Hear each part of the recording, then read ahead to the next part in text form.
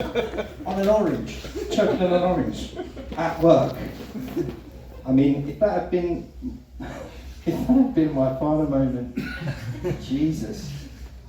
So I wrote a poem of that, obviously. So it's called Death by Orange. I nearly died at 11:25 under glowing, buzzing, standard office issue strip lights, in front of a laptop screen, inputting data, living the dream. Not surrounded by family, beloved friends, cards from well-wishers, the kind you hope to never send. I'm opposite a girl I barely know. She seems nice and all, but if I pop my clogs, I don't want a stranger to be the last one I see. I want to be in my bed, advanced in years, pondering a life well led, with a drip line full of beer. On the way to work, I've been listening to the Blind Boy podcast, with his tips on mental wellness for the new year.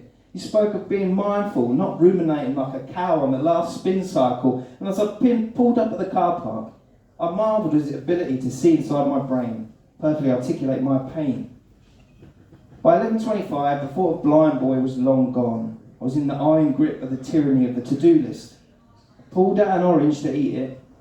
There was a little too much give in the peel, I didn't rightly trust it. Pulled it apart, stuffed a couple of segments in my mouth, my eyes never once leaving the screen.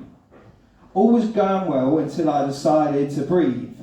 The segment skin now shorn of the juicy centre was caught by the wind of my inhalation, like a kite being caught on an ingracious gust of wind.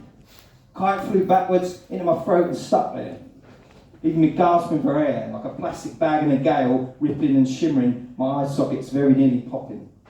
I noticed the sound I was making and I thought, this is embarrassing.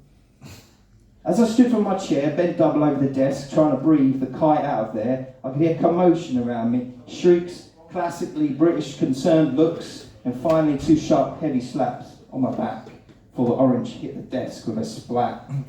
Thankfully, I could breathe again. I really wanted to talk so I could start making light of the incident.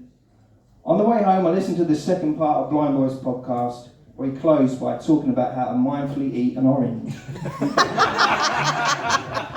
So there you have it. I always knew Blind Boy was a genius, but now I think he's a prophet, a seer, and very maybe the second coming of Christ. God bless.